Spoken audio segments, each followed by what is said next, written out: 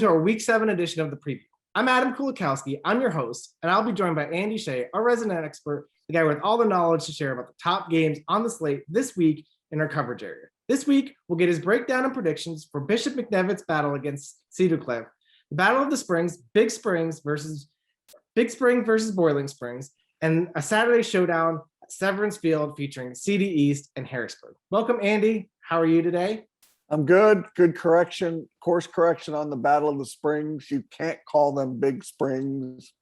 That would get the folks in Newville mad. You can't say Boiling Spring because it's Boiling Spring. So it is a tricky one, but I'm doing good. It's a good slate of games this week. Sometimes picking 3 games to highlight and break down is easy. Sometimes it's not. I think this week was one of those weeks it was not easy to find 3 games to break down, but we got 3 of them. We could have done 6 of them, but we only got 3. So let's get rolling. Andy, you know what that means, though? Picks and predictions Thursday on fourthdownmagazine.com. They're going to be good because there's some great battles out there.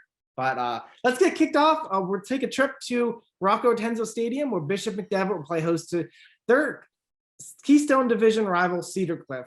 Biggest Keystone Division test of the year for both teams. Break this one down for us, Andy. Yeah, so my interest in this one is on a couple fronts for me.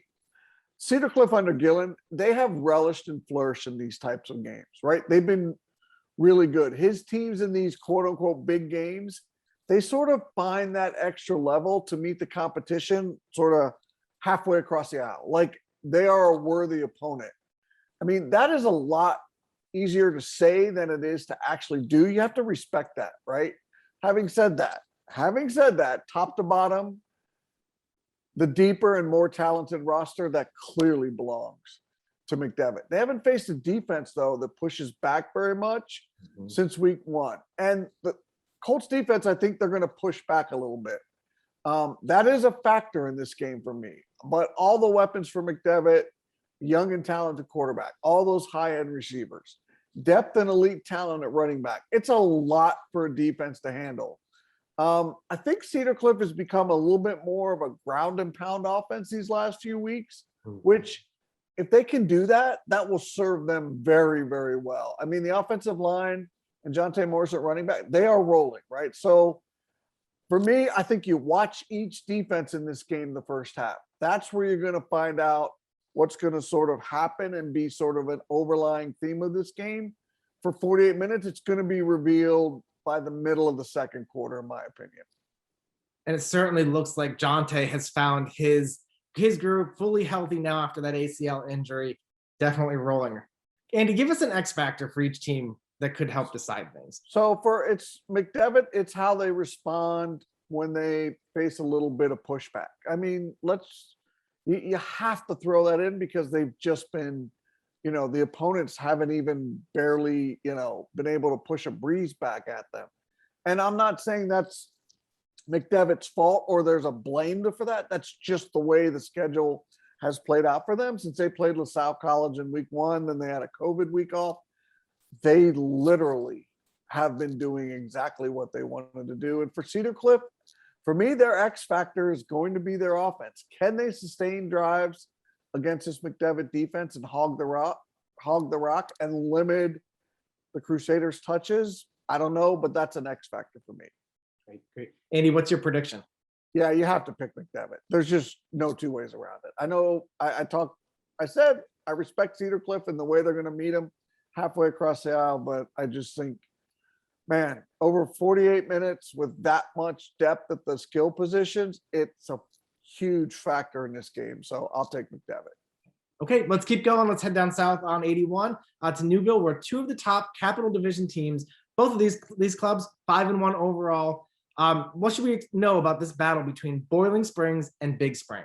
Yeah, this one's going to be very interesting, I think. It's a couple of wing T or modified wing T offenses going head-to-head, which is very interesting. I just want to say, for the record, this game was 35-21 a year ago when Boiling Springs claimed the Battle of the Springs trophy. I'm so happy they have a trophy and a name for this game. And they clearly are looking at each other as rivals. The difference last year was a block punt for a touchdown and a pick 6 by the Bubblers. Not a whole lot has changed for these 2 teams since that meeting last year. It's a lot of the same dudes on the field. It's a rivalry game. Both offenses have done some major 50, 60, and even 70-point damage to lesser opponents. Why do I think each defense is going to have a say in the outcome of this game? I just do. They know the wing tee so well. It won't be a 1 week defense or a 1 week learning curve for them. They know the wing tee that each the opposition offense runs because they kind of run the same thing. So I see this as sort of like, what can each defense do in this game? And that will be where the rubber meets the road. Yeah.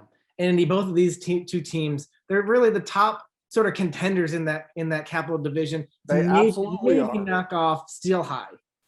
Yeah, Do they have it in them? What's that division title play in your mind? so I'm going to hedge my bet and say I'm not sure. I think I'd have a better answer after I see these squads in person Friday. My instinct said maybe.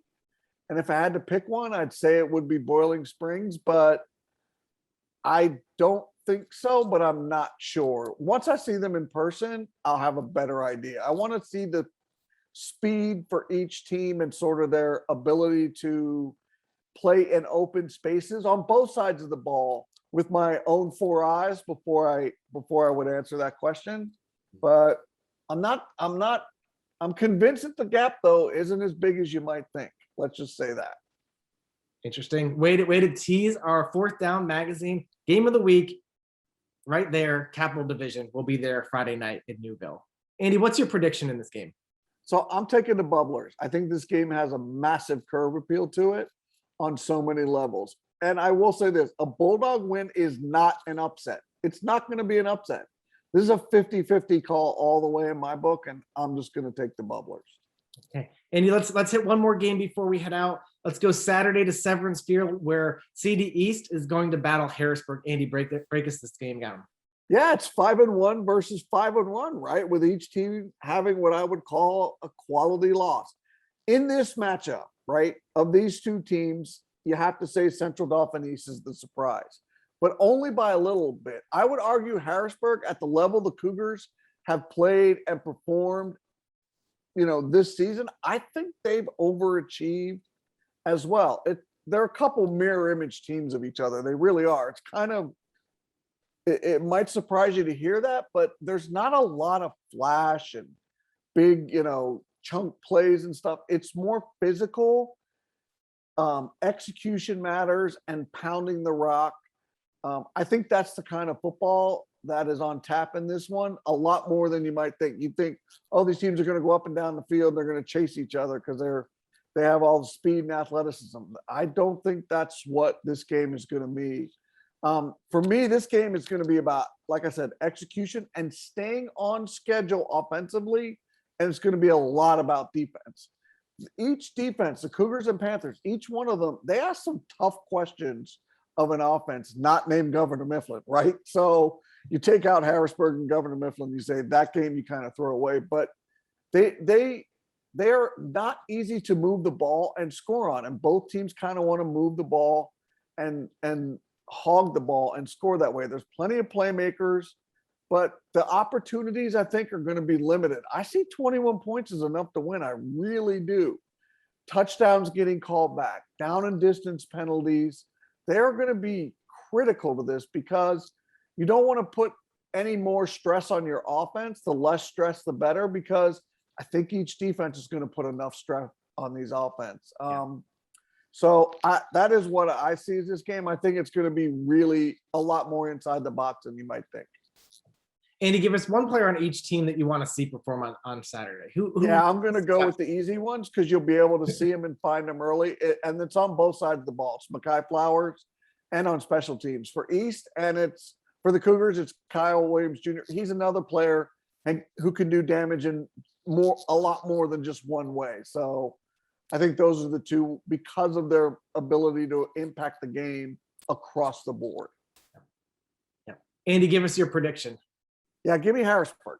I think they've earned the right to be called the favorite. CD East has to beat them and prove that they can play at this level because Harrisburg is going to make a big ask. I'm not saying the Panthers aren't capable of it, but they've got to do it for me if I was going to pick them, and I'm taking the Cougars because they have been through a ringer Thank you, Senior Shay. That's it for this edition of the preview. Get out to see one of these games or another one that's on the slate. Support your local teams. Check us out on fourthdownmagazine.com for all of our weekly content. See ya.